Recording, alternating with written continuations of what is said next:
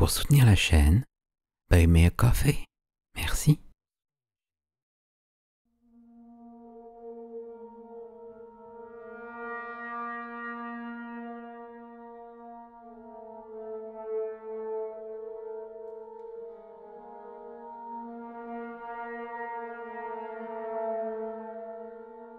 L'appel de Cthulhu de Howard Phillips Lovecraft.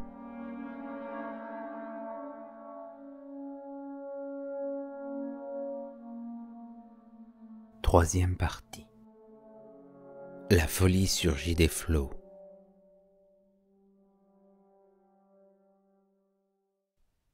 Si le ciel souhaite un jour m'accorder une grâce, ce serait d'effacer totalement les conséquences du hasard qui me fit baisser les yeux sur ce rayonnage recouvert de vieilles feuilles de papier journal. Ce n'était vraiment pas le genre de choses sur lesquelles j'aurais pu tomber dans le cadre de mes lectures habituelles, car il s'agissait d'un ancien numéro d'un journal australien, le Sydney Bulletin, daté du 18 avril 1925. Il avait même échappé aux ciseaux de l'agence de coupure de presse chargée, à l'époque de sa parution, de rassasier l'appétit vorace de mon oncle en matière de documentation. J'avais en grande partie abandonné mes recherches sur ce que le professeur Angel appelait le culte de Cthulhu, et m'étais rendu à Paterson, dans le New Jersey, pour saluer l'un de mes amis, individu très érudit, conservateur d'un des musées de cet État et minéralogiste de renom. Un jour, alors que j'examinais les spécimens de la réserve, négligemment disposés sur les étagères de l'arrière-salle du musée, mon attention fut attirée par une étrange image illustrant l'un des vieux journaux étalés sous les pierres. Il s'agissait du Sydney Bulletin, ci-dessus mentionné, car mon ami entretenait un vaste réseau de correspondants dans tous les endroits possibles et imaginables du monde. L'illustration, en fait une simili-gravure, représentait une hideuse statuette de pierre ressemblant fort à celle que Legrasse avait récupérée dans les marais. Je débarrassai fébrilement la page de son précieux contenu et l'examinai avec la plus grande attention en regrettant que l'article ne fût pas plus long. Toutefois, les perspectives qu'il ouvrait se révélèrent d'une importance capitale pour mes recherches demeurées en suspens. Fermement décidé à les reprendre, j'entrepris aussitôt de déchirer l'article avec soin. En voici la teneur. Mystérieuse épave retrouvée en mer. Le vigilant rentre au port en remorquant un navire néo-zélandais en détresse, un survivant et un mort à son bord. Récit d'un combat désespéré et de morts en mer. Le marin rescapé refuse de détailler son étrange aventure. Curieuse idole retrouvée en sa possession. Enquête à suivre. Le Vigilant, un cargo de la compagnie Morrison, arrivant de Valparaiso, a regagné ce matin son port d'attache de Darling Harbour en remorquant l'Alert, un yacht à vapeur immatriculé à Dunedin en Nouvelle-Zélande, aussi endommagé que lourdement armé, qu'il avait repéré le 12 avril par 34 degrés 21 minutes de latitude sud et de 152 degrés 17 minutes de longitude ouest, avec à son bord un vivant et un mort. Après avoir quitté Valparaiso le 25 mars, le Vigilant fut, le 2 avril, considérablement dérouté au sud de sa route par des tempêtes d'une violence incroyable et des vagues monstrueuses. Le 12 avril, un navire en détresse fut repéré, et même s'il semblait abandonné, on découvrit une fois monté à bord un survivant à moitié délirant et un homme manifestement décédé depuis plus d'une semaine. Le rescapé serrait contre lui une effroyable idole de pierre d'environ 1 pied de haut et d'origine inconnue, dont la nature déconcerta les meilleurs experts de l'université de Sydney, de la Royal Society et du musée de College Street, et qu'il déclara avoir trouvé dans la cabine du yacht, à l'intérieur d'un petit reliquaire sculpté d'apparence banale.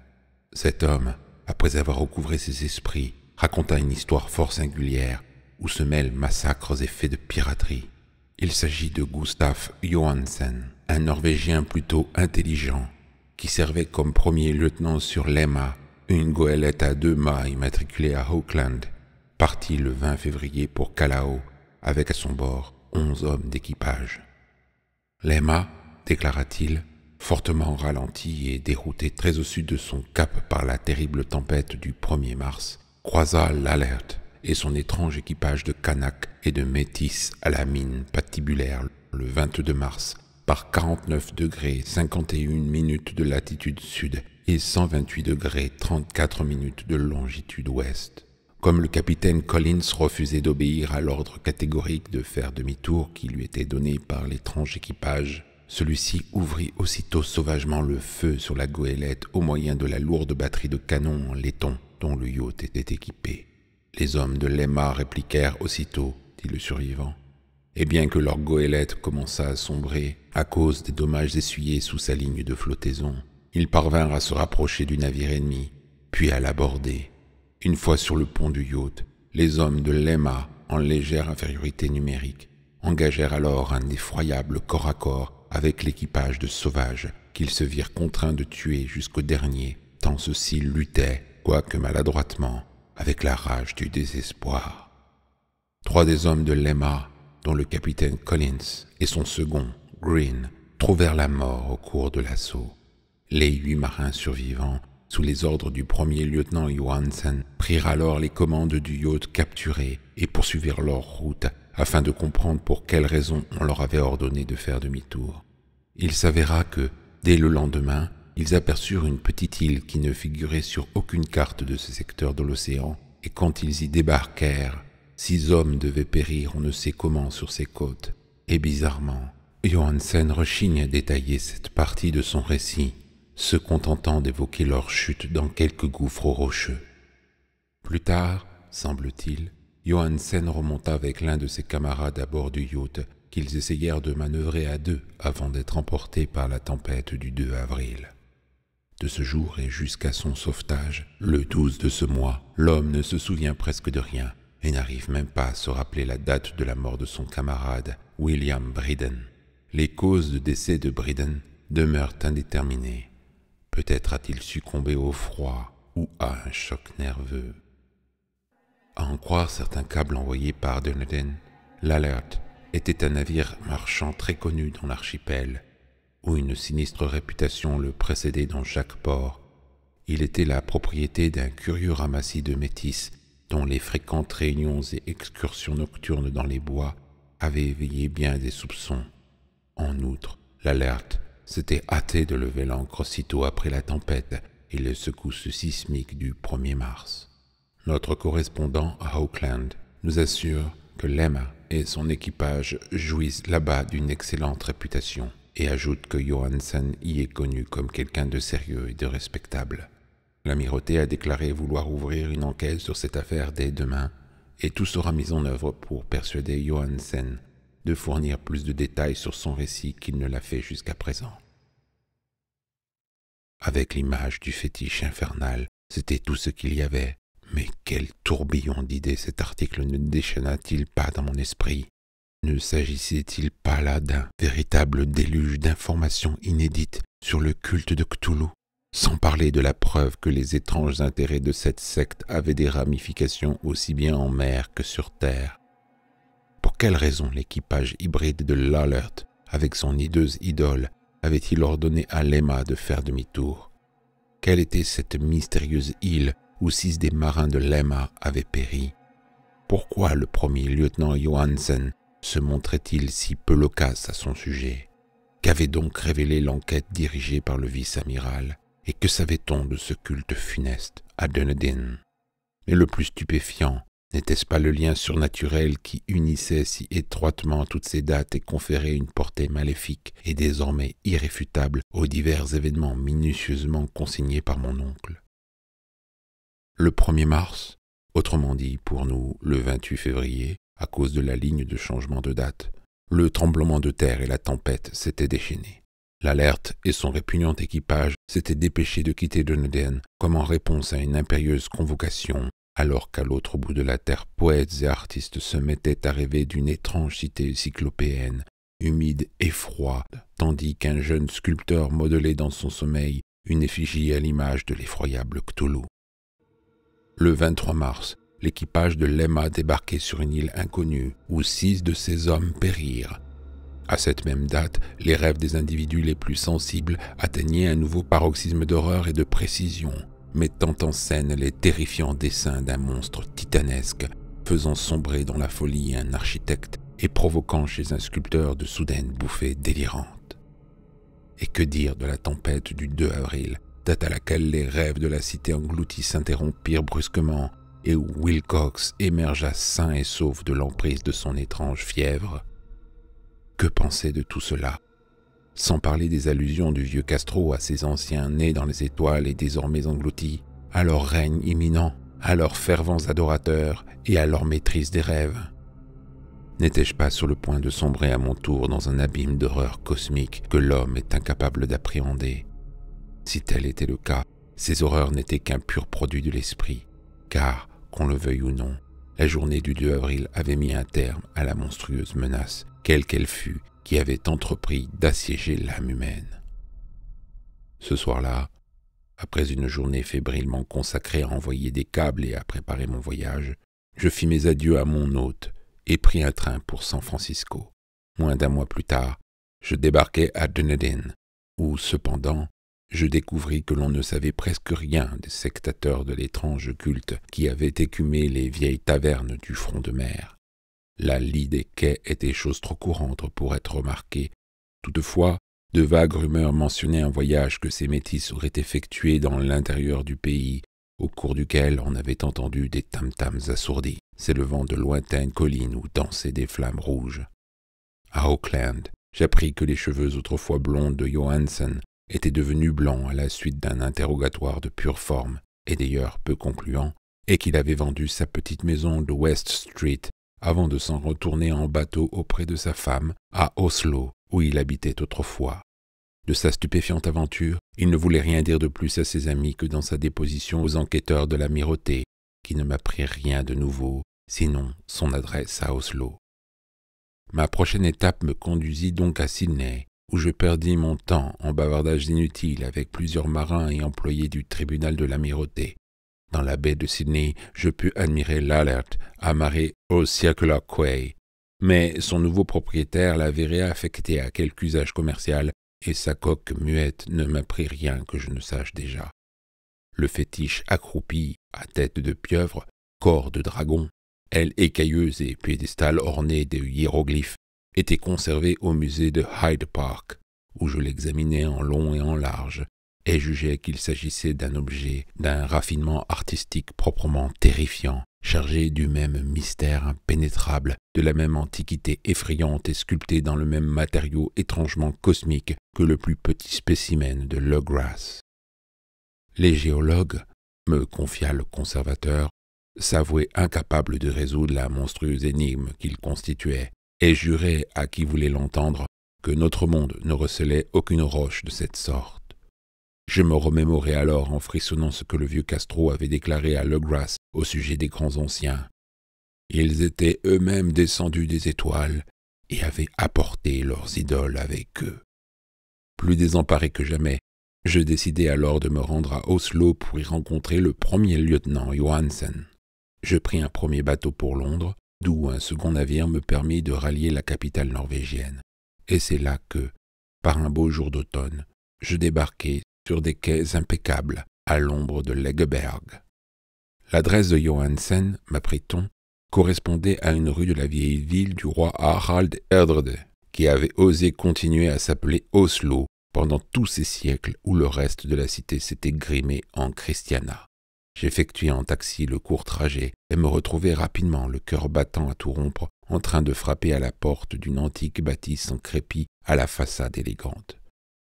Une femme habillée de noir et au visage triste vint m'ouvrir, et mon cœur se serra lorsque, dans un anglais hésitant, elle m'apprit que Gustaf Johansen n'était plus de ce monde. Il était mort peu après son retour au pays, m'annonça son épouse, brisée par les événements survenus en mer en 1925.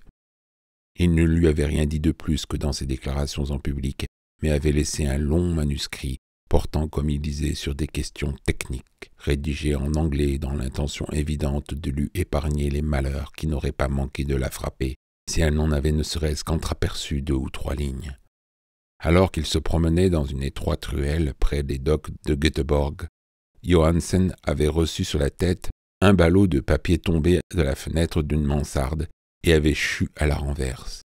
2 matelots indiens l'avaient aussitôt aidé à se relever, mais il était mort avant l'arrivée de l'ambulance. Les médecins, incapables de déterminer la cause de sa mort, l'avaient imputé à des problèmes cardiaques et à une santé défaillante. De ce jour, je me sentis rongé par une terreur térébrante qui ne me quittera plus avant que, moi aussi, j'ai quitté ce monde de manière accidentelle ou autre. Après avoir persuadé la veuve que la nature de mes relations avec les questions techniques dont parlait son mari suffisait à me qualifier pour lire son manuscrit, j'emportai le document avec moi et en commençai la lecture à bord du bateau qui me ramenait à Londres. C'était un texte sans affaîterie, écrit au fil de la plume, les efforts naïfs et touchants d'un marin occupé après coup à rédiger son journal de bord et qui s'efforçait de retracer jour après jour son ultime et terrifiant voyage. Son caractère nébuleux et quelque peu répétitif m'empêche de le reproduire ici mot pour mot, mais j'en donnerai cependant un résumé suffisamment consistant pour expliquer pourquoi le bruit des vagues contre la coque du bateau me devint ainsi insupportable que je dus me boucher les oreilles avec du coton. Dieu merci, Johansen ne savait pas tout, même s'il avait vu la cité et la chose. Mais il m'est désormais impossible de dormir en paix, maintenant que je sais quelles horreurs rôdent en permanence à l'orée de la vie, dans l'espace et le temps, et quelles entités blasphématoires, descendues d'astres plus vieux que la terre et rêvant sous la mer, sont vénérées en toute connaissance de cause par les membres d'un culte cauchemardesque qui a pour ambition de leur livrer le monde dès qu'un tremblement de terre fera ressurgir leur monstrueuse cité de pierre à la lumière du soleil. Le voyage de Johansen avait débuté conformément à ses déclarations à la vice-amirauté. L'Emma, sur l'Est, avait quitté Auckland le 20 février et avait pris de plein fouet la tempête engendrée par ce même tremblement de terre qui avait dû arracher aux profondeurs océanes ces horreurs à l'origine des rêves des artistes. La mer, redevenue navigable, le navire avait rattrapé une bonne partie de son retard lorsque, le 22 mars, il était tombé sur un obstacle, l'Alert, qui devait bombarder puis couler leur bateau d'une manière telle que je pouvais ressentir toute la peine du premier lieutenant à l'évocation de ce drame. Quant à l'équipage de métèques et de suppôts du diable qui se trouvait à bord de l'Alert, Johansen en parlait avec une horreur poignante. Leur apparence était si repoussante que les anéantir relevait presque du devoir, et Johansen se montrait bien naïf en se demandant pourquoi lui-même et ses compagnons d'infortune avaient été accusés de cruauté dans le rapport de la commission d'enquête.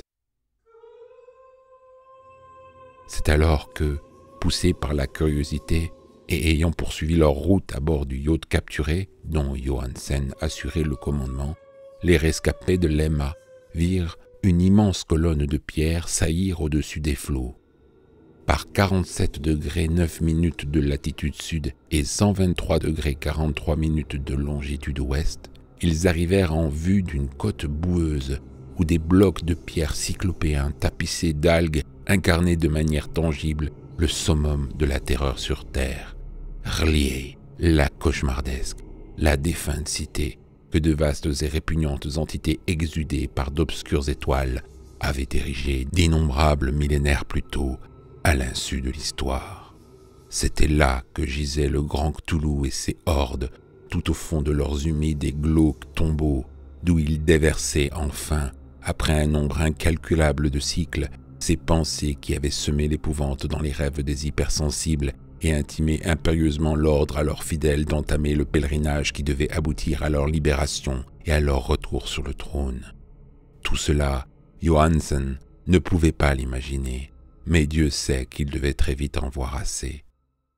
Je suppose que seul le sommet de cette cité himalayenne, la répugnante citadelle couronnée par un monolithe où le grand Cthulhu était enterré, avait dû émerger au-dessus des flots.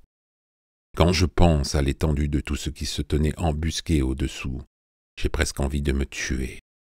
Johansen et ses hommes furent emplis d'une sainte terreur en voyant la majesté cosmique de cette Babylone ruisselante, érigée par d'antiques démons, et ils n'eurent besoin de personne pour comprendre qu'elle n'appartenait pas à notre monde, ni à aucun monde normal. La stupeur provoquée par les dimensions incroyables des blocs de pierre verdâtre, la hauteur vertigineuse de l'immense monolithe sculpté, et la ressemblance époustouflante qu'il y avait entre ces statues colossales, leurs bas-reliefs et l'étrange fétiche découvert dans le reliquaire à bord de l'Alert, tout cela se ressent de manière poignante à chaque ligne de la description horrifiée du premier lieutenant. Alors qu'il ne connaissait rien au futurisme, Johansen s'en approcha cependant de très près lorsqu'il évoqua la cité, car au lieu de s'attarder à décrire chaque construction ou édifice en particulier, il préféra insister sur les impressions générales suscitées par ces prodigieux angles et surfaces de pierre, des surfaces trop immenses pour appartenir ou convenir à notre terre, et souillées par des bas-reliefs et des hiéroglyphes sacrilèges. Je mentionne ici ces allusions à des angles, parce que cela me rappelle ce que Wilcox m'avait confié à propos de ses cauchemars. Il m'avait dit que la géométrie de ce paysage onirique était aberrante, non euclidienne, et qu'elle était épouvantablement évocatrice de sphères et de dimensions étrangères aux nôtres.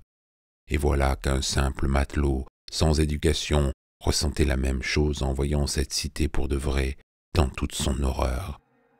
Johansen et ses hommes débarquèrent sur la rive boueuse, escarpée de cette monstrueuse acropole, et escaladèrent en prenant garde à ne pas glisser les blocs de pierre recouverts de limon de cet immense escalier qu'aucun humain n'aurait su édifier. Le soleil lui-même, le soleil olympien, paraissait déformé quand on le regardait à travers les miasmes polarisants vomis par cette aberration sous-marine, tandis qu'une sourde et perfide menace paraissait embusquée au creux d'angles aussi insensés qu'incompréhensibles, ces angles arrachés à la roche et qui se révélaient aigus au second coup d'œil quand ils avaient paru obtus au premier. À peine avait-il posé le pied sur le rivage qu'une onde de terreur submergea les explorateurs, alors même qu'ils n'avaient encore rien vu, sinon de la roche, de la vase et des algues. Ils se seraient tous enfuis s'ils n'avaient pas tous eu peur d'être la risée des autres, et c'est vaguement à contre-cœur qu'ils se mirent en quête, en vain, comme on le sait, d'un souvenir à emporter. Ce fut Rodriguez, le Portugais, qui le premier gravit le pied du monolithe et leur cria qu'il venait de faire une découverte. Les autres le rejoignirent et contemplèrent avec perplexité l'immense porte sculptée, ornée du désormais familier bas-relief en forme de pieuvre-dragon.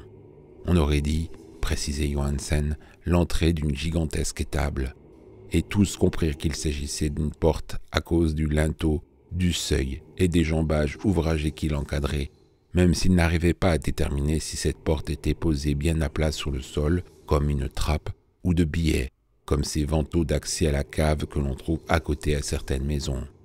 Pour parler comme Wilcox, ici, les lois de la géométrie n'avaient plus cours. Impossible d'affirmer que la mer et le sol se trouvaient à l'horizontale, si bien que la position relative de tout le reste semblait aussi changeante qu'illusoire. Braden appuya sur la pierre en plusieurs endroits, sans résultat, puis Donovan en effleura le pourtour, tout en palpant délicatement chacun des points. Il escalada pendant un temps infini la grotesque moulure de pierre, même si le terme « escalader » n'est pas le plus approprié pour une surface qui, peut-être, était horizontale, et tous se demandèrent comment une porte aussi grande pouvait exister dans cet univers. Puis, très doucement, très lentement, le haut de la dalle d'une âcre de surface se mit à basculer vers l'intérieur, et tous constatèrent qu'elle avait atteint son point d'équilibre. Donovan se laissa glisser, ou plutôt trouva le moyen de se propulser d'une manière ou d'une autre le long, à moins que ce ne fût vers le bas, du jambage, et rejoignit ses camarades. Et tous de contempler l'étrange ouverture de la porte au monstrueux bas-relief. Dans cette fantasmagorie de distorsion prismatique, la porte se déplaçait de manière aberrante en diagonale, si bien que toutes les lois régissant matière et perspective semblaient sans dessus-dessous. L'ouverture donnait sur des ténèbres si profondes qu'elles paraissaient solides. À vrai dire, cette obscurité était forcément tangible, car elle assombrissait certaines sections des parois intérieures qui auraient dû être visibles. D'ailleurs, elle jaillissait, bouffée de fumée noire s'échappant de sa prison multiséculaire, voilant à vue d'œil le soleil alors qu'elle s'enfuyait à tire-d'aile membraneuse, dans un ciel gibbeux et tréci. L'odeur qui s'éleva de ces profondeurs récemment ouvertes était insupportable. Et bientôt, Hawkins, qui avait l'ouïe fine, crut entendre un horrible clapotis résonner dans l'abîme. Tous tendirent l'oreille, et tous l'attendaient encore lorsqu'ils virent la chose approcher à pas lourds et visqueux, puis maladroitement comprimer sa gigantesque masse verdâtre et gélatineuse à travers la porte noire pour s'élancer dans l'air vicié de cette vénéneuse et démentielle cité. L'écriture du pauvre Johansen trahissait son extrême tension nerveuse au moment de tracer ses lignes. Des 6 hommes qui ne regagnèrent jamais le bateau, il pense que 2 ont été terrassés par la peur en cet instant maudit. La chose est impossible à décrire. Aucun langage ne saurait rendre de tels abysses de folie, hurlante et immémoriale, une si hideuse contradiction de toutes les règles régissant la matière, la nature ou l'ordre cosmique. Une montagne en marche et qui parfois titubait. Seigneur, comment s'étonner en cet instant télépathique qu'à l'autre bout de la terre, un grand architecte ait perdu la tête et que le pauvre Wilcox ait succombé au délire et à la fièvre. La chose des idoles, le rejeton vert et gluant des étoiles, s'était réveillé pour réclamer son dû.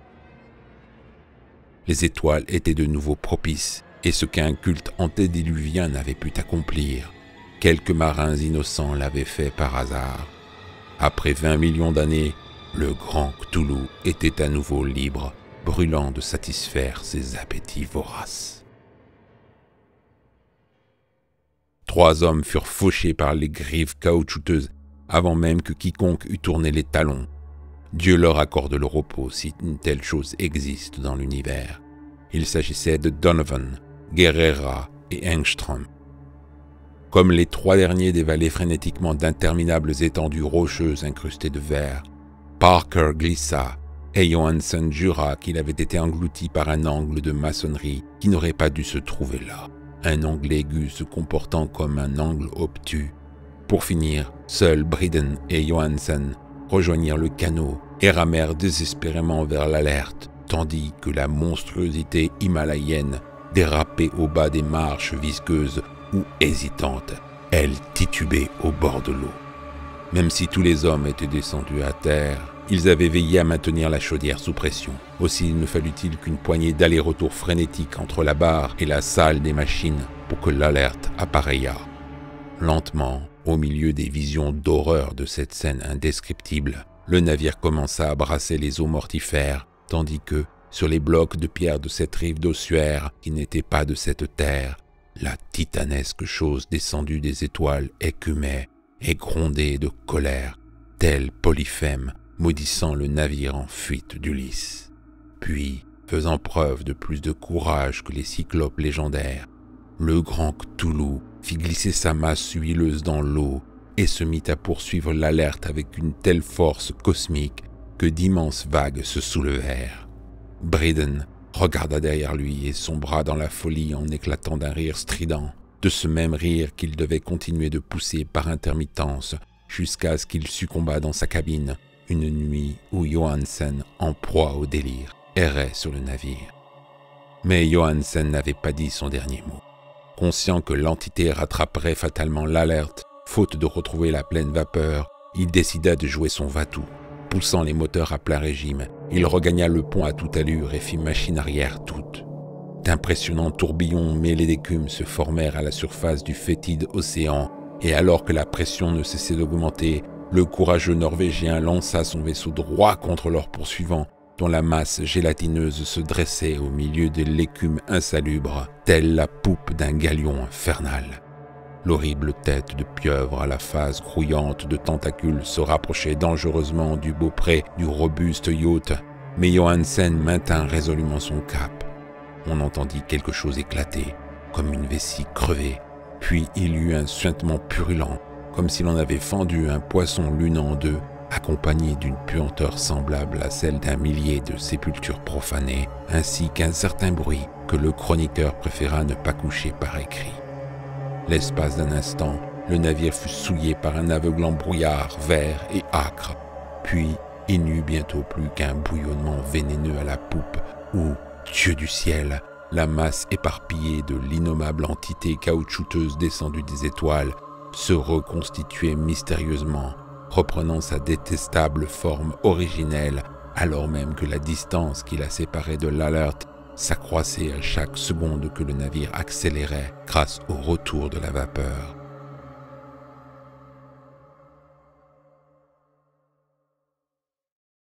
Ce fut tout. Ensuite, Johansen s'abîma dans la contemplation de l'idole placée dans la cabine et s'occupa de préparer quelques maigres repas pour lui-même et pour le fou ricanant qui l'accompagnait. Il n'osa plus toucher à la barre du navire après cette première échappée audacieuse, car elle lui avait coûté une partie de son âme. C'est alors qu'éclata la tempête du 2 avril, dont les sombres nuées obscurcirent également sa conscience. S'ensuivit une succession d'impressions de tourbillonnement spectral dans des gouffres d'infinité liquide, de chevauchées vertigineuses sur la queue d'une comète, dans des univers tournoyants, et de plongées hystériques de l'abîme jusqu'à la lune, et de la lune jusqu'à l'abîme, le tout accompagné par les chœurs caquetants d'anciens dieux, difformes et hilars, et les railleries de glauques diablotins du Tartare à ailes de chauve-souris. Les secours devaient venir d'ailleurs que les rêves.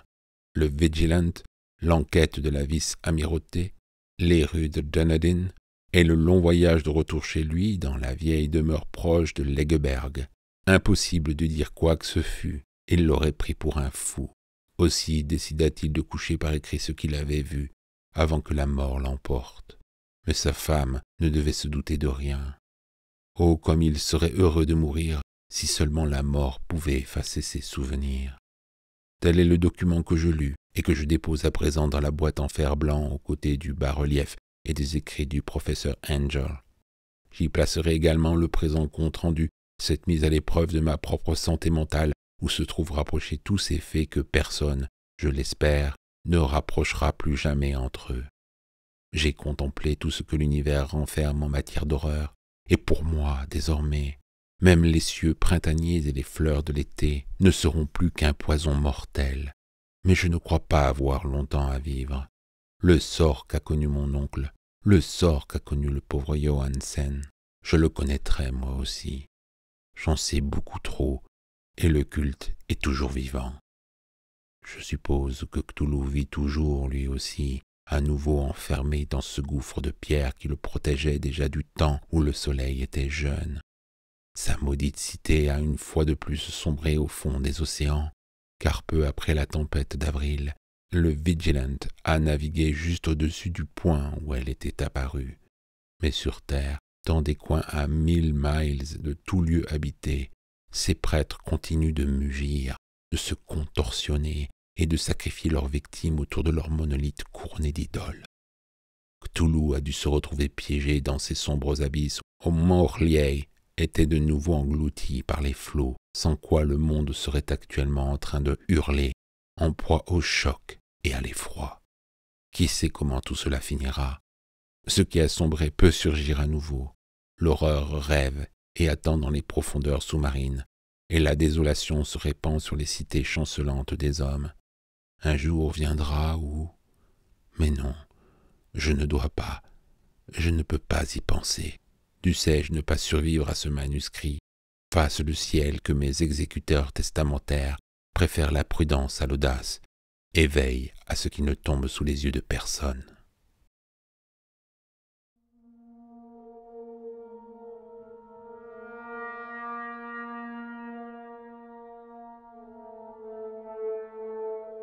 C'était L'appel de Cthulhu d'Howard Phillips Lovecraft. Troisième partie. La folie surgit des flots.